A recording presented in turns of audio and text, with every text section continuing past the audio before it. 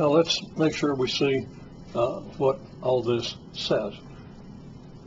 I put some numbers here, just arbitrary scale, assuming the coordinate here is 4, 9, 14, 19, and didn't label this one, but it would be 24. Then the points of tangency are at, I estimated, x equals 3, x equals 7, x equals 15, and x equals 23. That 7's a little fuzzy, probably should be 7.5, but we'll just take the whole number because all we're trying to do is indicate this. We're not trying to, at this point, prove anything. Okay, so the slope of this segment is indicated by this triangle. We have an arbitrary scale from 1 through 8 up here. 8 should be a little higher than that, but we don't actually use 8, so that's okay. The run in every case is 5 because the spacing of these lines is at 5 units. Now notice I intentionally did not call this point 5. There's no need for this coordinate to be at this distance from the origin. It's whatever's convenient, and in this case I deemed it more convenient to have this a little closer to the origin than the spacing. That's perfectly okay, because all the spacing does is, and the reason for the consistent spacing is to make sure that the run of every triangle is the same as the run of every other triangle.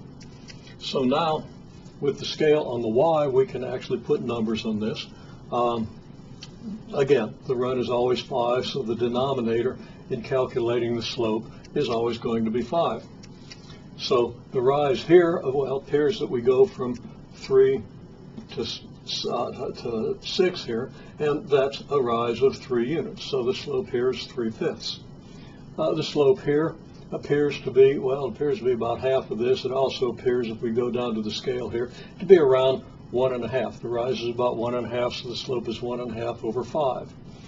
The rise here appears to be about 1 unit of the y, so slope is 1 over 5, and this slope, being somewhat smaller than this, is bigger than 1/2, but certainly smaller than 1, so I just arbitrarily said 0.7 for the rise, so that the slope is 0.7 over 5. So once this graph is scaled for whatever purpose we choose to scale it, we now know what the coordinate of the slope graph needs to be, and that coordinate needs to be 3/5 at this x value. Okay, so the slope of this line is 3/5, the slope of the tangent line is therefore 3/5, and I'm going to use this scale.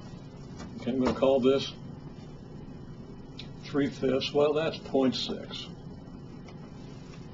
And once I've determined that, of course, this point of tangent is at x equals 3. Slope is 0.6. Once I put that number on the y scale, everything else is determined. So that we come down here, and it's a little high. About here, we get 0.3. Then we divide this into couple of equal intervals and divide this in a couple of equal intervals. And of course, you would be hard pressed to actually trisect a line, so you almost can't construct this scale. But we put the scale on here in one way or another. We determine these numbers. And then the other points in the graph, well, this one should be 0.3. 1.5 over 5 is 0.3, so that works. This one appears to be right at about 0.2. 1/5 is 0.2, so that works out. And I didn't fudge this. I just did this honestly. But I'd have a bad angle on this thing. You can probably see better than I can that I didn't do it with perfect accuracy. I'm just lucking out.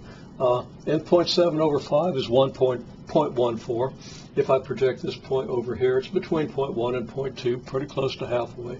So everything appears to be pretty consistent. So now you see what I mean when I say that the scale of this graph determines the scale of this graph. The x scale will be the same. The y scale here will give us the rises to go with the runs and allow us to calculate the slopes, and everything then will fall out down here. We just have to take one of these points and label it, and we go from there. So we get the y scale from the scale of this graph, but it won't be the same as the scale of this graph. The x scale will be. The y scale will not be. Unless, of course, our slopes always happen to be, or unless, of course, our intervals between these lines always happen to be 1. In that case, the slope would always equal the rise. And we would get could get an equal scale down here. Now, you notice that I doubled all these values. If I wanted to use these points as a basis for the curve, then 0.6 would go here, and 0.4 would go here, 0.2 would go here, and 0.1, 0.3, and 0.5 would go halfway in between. And we'd have a scale down here. We get better resolution if we use a graph that fills the graph area a little better. So I doubled these lengths in the construction.